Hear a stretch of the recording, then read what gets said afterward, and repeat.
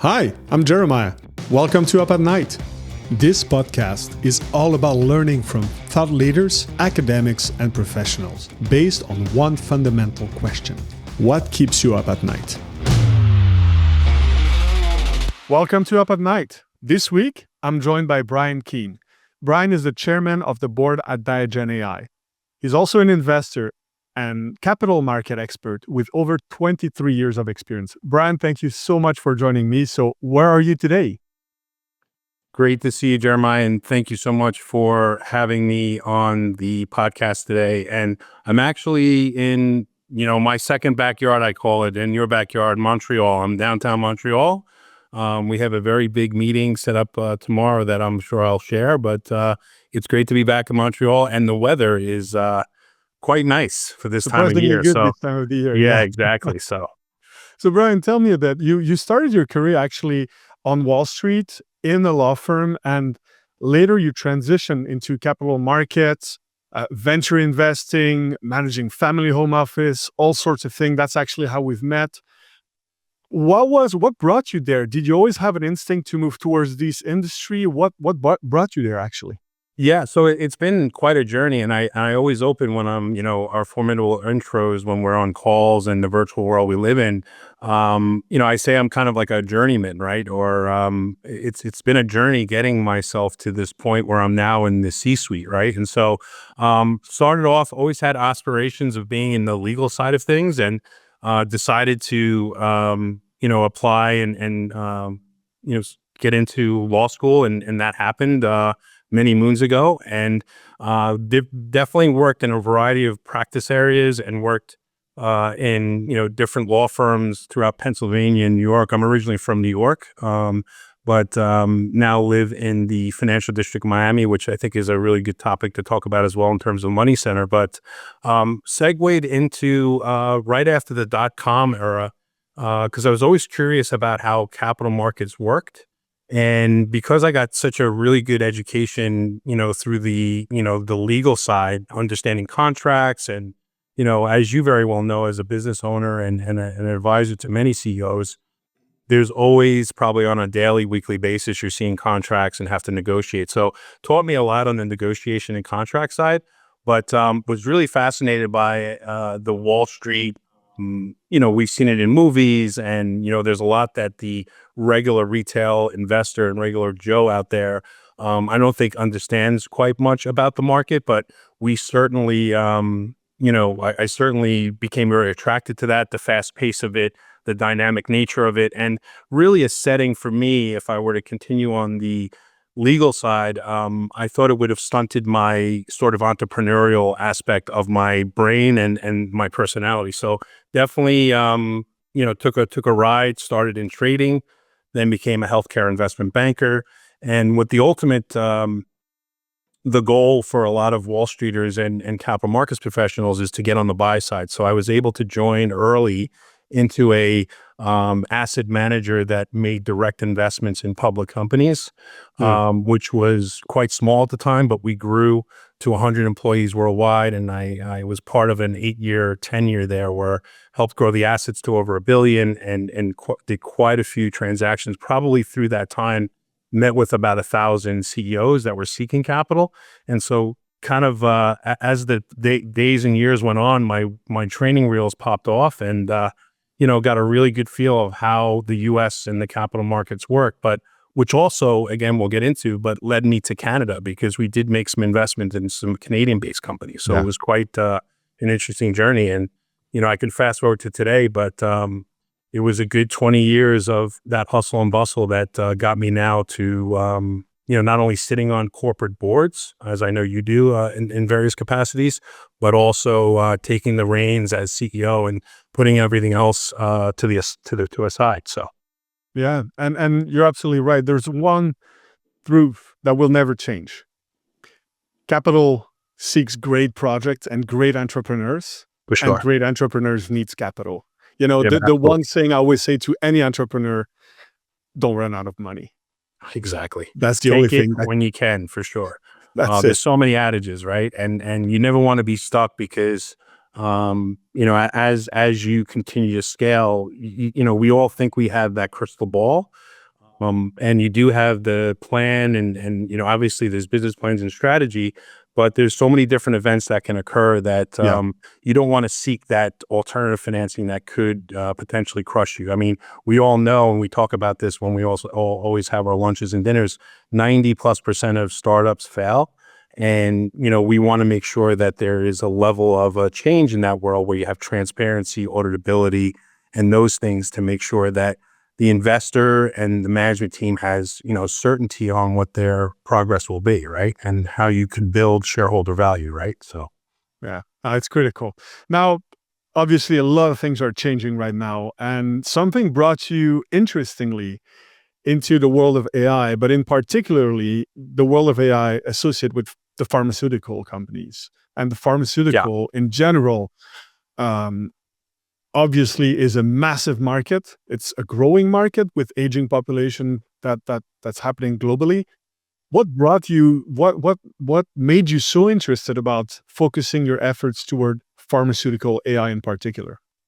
Yeah, so I've always had a passion for what we really focus on, which is drug discovery, but we're also in a couple other verticals I'll talk about. But basically, throughout my career and working with a lot of the traditional biotech and drug discoverers as a banker and then investing in them through my years as running the fund I was affiliated with.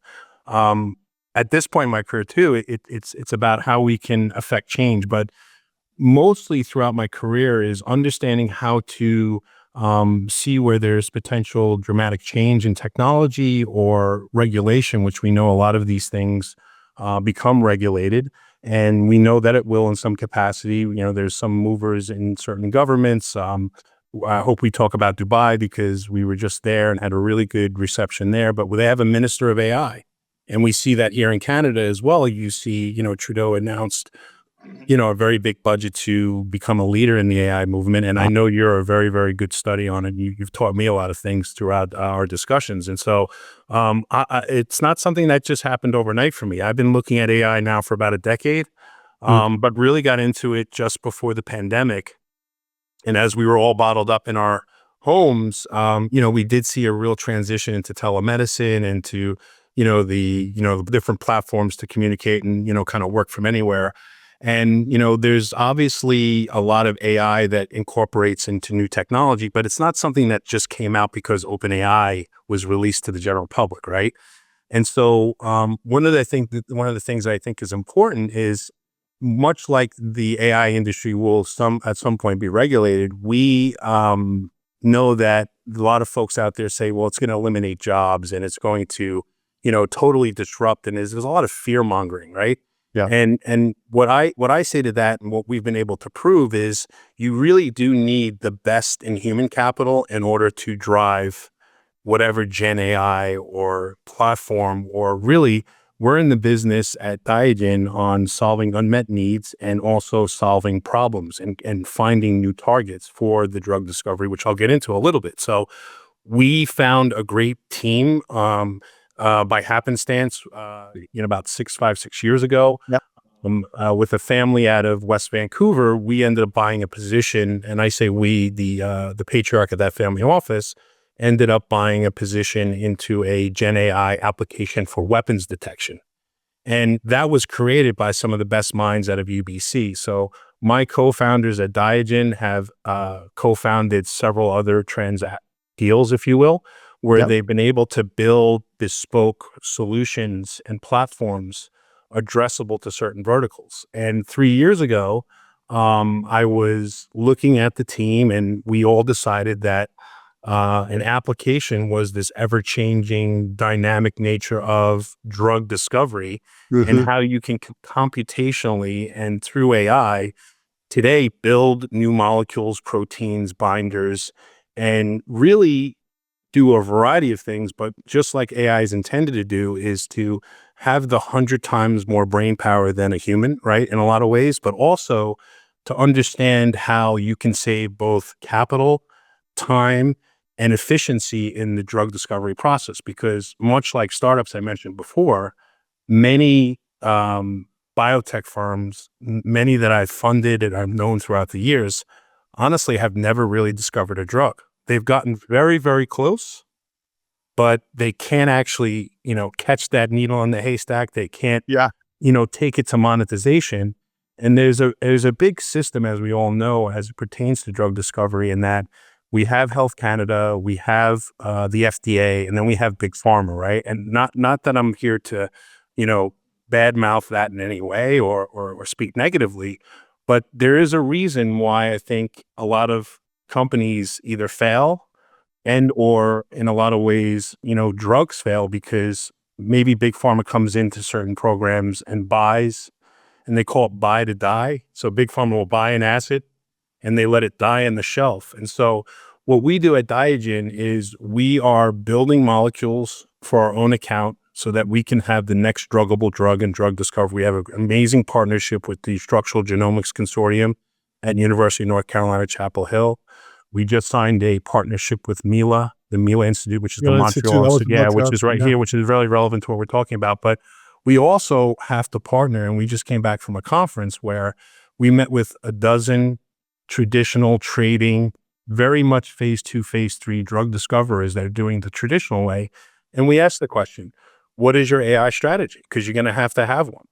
And a lot of them looked at me like, what are you talking about? I said, well, there's this intersection of computational math and drug discovery and AI and drug discovery, where if you don't implement that as a tool today, you're going to be left behind. And then I think that all correlates to our first thing we said, which is capital introduction, capital raising, knowing what the use of proceeds are, and really de-risking this process so that we can get closer to cures and treatments, but also understanding that when we get to the phase 2 and phase 3 of drug discovery and actually being, having drugs approved, we can de-risk that essentially upfront computationally and then go from there. So those companies that we meet with want to work with us. We are building a pipeline, which is fantastic. I don't want to have this as much as a commercial, as more of a conversation, but those companies definitely need an AI project to be had or some type of professional advice to make sure that they can look at their existing programs, but also find out new targets. But at the same time, also understanding how they can accelerate and make that process more efficient for everyone around the cap stack. And that's where I want to piggyback on, because you're coming from an industry that is extremely capital intensive Yes, and resource intensive. The average salary is not the base salary in research companies such as yours. for sure. For the audience, just so that they can realize how much of a disruptor AI is. And I'll make the analogy of, you got one door to unlock and 1,000,000 keys, and you got 1,000 people trying keys one after Yeah. another, versus AI, which does it at a pace that is incredibly fast and can't be anywhere close to what a human could do. How would you explain the difference or the advantages AI are bringing to the table when it comes to drug discovery? Yeah, I mean, I think that's a great question, Jeremiah, and it's there's so many different answers, but in the most macro way, Yeah. we're talking billions of dollars of savings. We're talking 10 years down to 5, 4, 3, 2, and 1 potentially when it comes to diagnostic and delivery mechanisms. We're talking about actual job creation, because we found is there's not really an intersection between the two. So our holy grail and one of our biggest challenges as human capital is understanding how we can find an individual that both has computer science, um, computational science, AI, but also has a biology and chemistry background. Because when we, all facets of drug discovery is such that, even the clinical trial process, finding new patients for those trials to make Yeah. sure that the drugs are safe, all of that imaging. I mean, we've seen great advancements in detection and Incredible. Yeah. yeah, and a lot of the things that we do, because we have 3 divisions, we have our molecule division, right? We also have delivery, where we're, again, it's not the most popular word today, but we're working in the vaccine space and animal health. We have a partnership there. And then in the diagnostic space, we think that if we can revolutionize and not just us, but a lot of the competitors and companies out there, why you can maybe put what I call the intel inside, or the AI inside a diagnostic kit to find out where cancer is brewing at stage 0 or stage 1 Uh, versus what the drug companies unfortunately profit off of, which is the phase, stage 3 and stage 4 terminal cancers. yeah. And most of the drugs, we have a program in cancer and what they call KRAS. Those rarest cancers that we're trying to address and find a druggable drug, those types of things are going to accelerate dramatically. And in my mind, again, I'm drinking a little bit of the Kool-Aid here, but I do see cures coming, even in things like type 2 diabetes, where Wow. that could be eradicated. What happens to Big Pharma's pipeline if all those different modalities and drugs, if that particular area, again, this is a very big guess right now, but I think Yeah. using AI, the guesswork gets eliminated. But those things, as they do get cured, Big Pharma has to refill their pipeline with what you said earlier. Not just getting to 100 years old or the centurion years, you're a super healthy guy. It's a matter of, hey, when I'm 95 years old, can I maybe still go out and play pickleball? Can I get on the golf course? Can I simply make myself a meal? And we think that a lot of the programs that we're working with our partners is such that, like for example, Mila, we're working in diagnostics and in molecule discovery, protein design for addressable targets in the longevity space. So we talk about these peptides, right? Yeah. And that's something that I think is going to be a huge shift. Make sure that a lot of these peptides that have been banned, as they say, which a lot of performance athletes use on a daily basis, right, for recovery, muscle, joint, etc. Yeah. And of course, we have this whole rage of Ozempics and GLP-1s. When all that happens, humans will get healthier, right? And as they get healthier, there's not much to treat, right? I mean, there's always going to be a new disease. There's always going to be a new variation, but I think AI is going to make the most impact of de-risking the cycle and getting us closer to cures. And that's really why I, being a capital markets expert, but having the tenure there, I want to make sure that the results and because this will be regulated, they're not going to be able to stop us from finding cures. So we're going to make huge impact on that, and we're super excited about that. And that's great because that's what a little bit what fintech did a couple of years ago with the Oh, banking system. They for just sure. shook everything. And I'm really looking forward to see this application of AI really pushing the boundaries because, like you said, big pharma, there's good in it, but what I see being a problem is the lack of speed. And Yeah, speed is what we need, more than ever, I think. that thousand So percent. Yeah, I want to jump on the capital market part because sure. most of our audience here are entrepreneurs, and a lot of them might not understand what drives people who are in your position and its results. So, how do you measure success when you're such in an advanced field where, like you said, you're in the dark here? You don't know what tomorrow's going to bring to the table. You don't know how AI is going to evolve tomorrow. So, how do you run this money? How do you raise that money? How do you run it? How do you secure the investors? And what maybe other entrepreneurs should think about when they wish to go on that route? No, great question again. I think there's a couple things to talk about there. One being that I think if you look at two different sides of what stage companies are at, we're still considered, I think, a startup. And even though we've been around for 3 years, I think our science team and our PhDs are very, very good, obviously, at what they do. But we actually went through a program, which you're very familiar, and some of your audience is probably very familiar with these incubators. We went through a platform called Creative Destruction Lab. Yeah. And we just got invited back this past summer. I actually drove from the East Coast to Seattle, University of Washington, and we were invited back as an alumni. But to take a step back, early days, my team was traveling from Vancouver down to the University of Washington because we actually got accepted to that program. It was a 7-month program.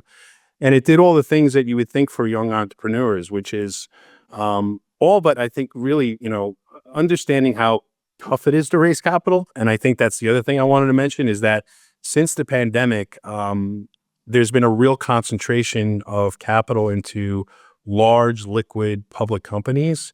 Yeah. And there's been a real downturn in failures because we've seen a lot of failures. I think it was since 2006 or 2009 where startups have been failing at a rapid rate. Don't quote me on the statistics, but this year alone, it's been, like a graveyard of startups. And so while you go through these programs, and we were fortunate enough to graduate from the CDL in the University of Washington, which was great, where there's also a lab there that we flirted with, I call it, or rubbed elbows with, called David Baker Labs. I mention this because, again, I'm a little bit sidetracked, but at University of Washington, they have the Protein Design Institute and Baker Okay. Labs, and he just got issued the Nobel Prize in Chemistry. So when that happens, this last month and a half ago, it was in exactly what Diagen does. Obviously, we didn't win any Nobel Prize, but it just gave us a bigger spotlight on how it will forever change drug discovery. And so in terms of getting back to the capital markets, is why I mentioned CDL, is we graduated 8 out of dozens of companies, and we were actually offered capital from the VC world. Mm, And I've always been taught, as a more of a public company and Wall Streeter, is, be careful with VCs, right? yes. They sometimes say the word vulture. I think that shift has happened in a way where it's been benefiting and been founder friendly. You have other platforms like Y Combinator and Mhm. others that are, quite founder friendly, and they actually invest as you graduate or matriculate through those programs. But let me tell you, it's been different for me as a CEO versus an advisor or board member, because I'm wearing those 3 hats. I'm telling the story, I'm out there raising capital, and I'm actually overseeing, along with my team, operations and strategy, right? And so you know it very well, and I never really knew it, being the driver of that, or the, coach of that offensive and defense we have to play. But I would say that it's quite hard. I think you need to start acting, just to get more to your question, as a exit ready company almost from day one. And so I think a lot of things that young entrepreneurs and founders miss is like, okay, they have this in their mind that they're going to be the next unicorn. I tell them all the time, by the way, unicorns don't exist. And they just use that and run with it because they're looking for this massive exit. Yeah. But today, what you really need to do is you need to bring smart people around you that may have that capital raising Yeah. component to their pedigree, not pedigree, but their sort of CV. You should have a proper board. You should have good counsel and legal counsel, where they're setting up, your entities and how you transact from day one.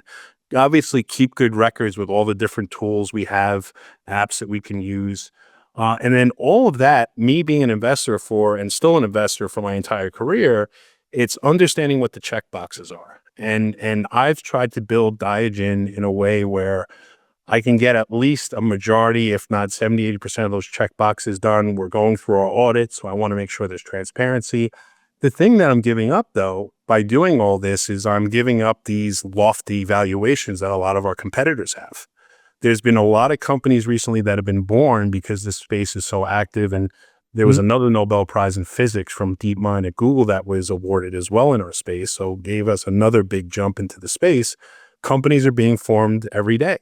So you have to be yeah. very finesse orientated to not only get all of your housekeeping in order, make sure that you have all of your materials and understand how to communicate the story. Surround yourself with the best minds, both on your operations team and board. But at the same time, the third thing is obviously getting that capital in. And I think those investors, whether they be VCs, retail, or whatever, want to know and trust who is stewarding capital. I always say, and I said it earlier, you got the jockey and the horse. The jockey can't cross the finish line and win without the horse, and the horse can't without the jockey, right? And so you have to make sure that balance is there, and then really compete with the valuations that are out there. Because at Diagen, we're currently raising right now at a roughly, a 15 million Canadian market valuation. We've Yeah. already raised 2.5, but very, very low. I'd rather have, us exit ready, so that either a division or the company in itself could be acquired, or, as you very well know, my background is specializing in taking companies public in Canada, and that's what Yeah. we're looking to do. Brian, thank you so much for these valuable insights that you shared with us today. It's super appreciated. If our audience is curious to learn more a little bit about Diagen AI, well, The website is Diagen.AI, right? I think I'm correct. I think you're also pretty active on LinkedIn. So Yeah. Brian Keane on LinkedIn, if you guys are interested. Thank you again for joining us, and I'll talk to you very soon. Thank you so much for being part of the Up at Night family. If you've liked what you heard today, don't forget to rate, follow, subscribe, or leave me a comment below. New episodes of Up at Night drop every week. Make sure you're subscribed so you don't miss a single episode. I'm Jeremiah Curvers. Until next time.